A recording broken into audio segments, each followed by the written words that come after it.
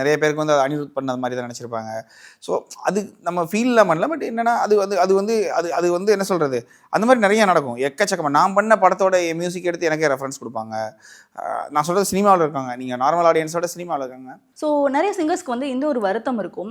அதாவது இந்த பாட்டு நாங்க பண்ணியிருந்தாலுமே, இந்த பாட்டு பாடியிருந்தாலுமே நிறைய பேர் வந்து ரசிச்சிருப்பாங்க. மக்கள் வந்து நிறைய ரசிச்சிருப்பாங்க, பேசப்பட்டிருக்கும். ஆனா இவர் தான் அது பண்ணாரு அப்படின்றது வந்து நிறைய பேர் தெரியாது. அந்த மாதிரி உங்களுக்கு ஏதாவது அது நான் பாடுனதே இருக்கு. எனக்கு நீங்க வந்து என்னப்ப நல்லவான்னு சொல்லி ஒரு பாட்டு பாடிருப்பேன். ஒரு சிவன் சாங். அது வந்து நான் தான் பாடுனேன்னு யாருக்குமே தெரியாது. நிறைய சாங்ஸ் இப்போ ஃபார் எக்ஸாம்பிள் வந்து எனக்கு அனிருத் பாடின எல்லா பாட்டுமே ஹிட்டான பாட்டுங்க. ஸோ அதில் வந்து இப்போ கண்ணம்மா ஒன்று, யாஞ்சி மாதிரி பாடல்கள் வந்து நிறைய பேருக்கு வந்து அது அனிருத் பண்ணது மாதிரி தான் நினச்சிருப்பாங்க. ஸோ அது நம்ம ஃபீல்லாம் பண்ணல. பட் என்னன்னா அது வந்து என்ன சொல்கிறது? அந்த மாதிரி நிறைய நடக்கும். எக்கச்சக்கமாக. நான் பண்ண படத்தோட மியூசிக் எடுத்து எனக்கே ரெஃபரன்ஸ் கொடுப்பாங்க. நான் சொல்கிறது சினிமாவில் இருக்காங்க. நீங்கள் நார்மல் ஆடியன்ஸோட சினிமாவில் இருக்காங்க. அப்போ தான் எனக்கு ஒன்று புரிஞ்சிச்சு. ஓகே, இது நம்ம தான் பண்ணோங்கிறத நம்ம உலகத்துக்கு சொல்லாத வரைக்கும் அது அவங்களா எப்படி நினைப்பாங்க? அவங்களுக்கு வேறு வேலை இல்லையா அப்படின்னு தோணுச்சு. ஸோ நம்ம தான் சொல்லணும்.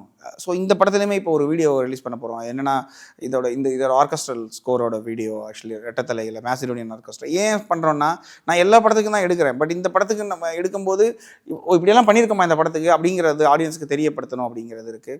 ஸோ நம்ம ப்ரொமோட் பண்ணிக்கிறது தான். அது தெரியாத வரைக்கும் நம்ம அவங்கள தப்பு சொல்ல முடியாது. அவங்களுக்கு நம்ம பாட்டு தான் தெரியலைனாலும். பட் நிறைய சாங்ஸு இது என்னோட சாங்கை வந்து அது வேற ஒரு கம்போசர் பண்ணாருன்னு தான் நினச்சிட்டு இருக்காங்க. நான் எப்படி வந்து எல்லா பாட்டுமே அந்த காலத்தில் இளையராஜா சார் தான் பண்ணாருன்னு நம்பினனோ அந்த மாதிரி.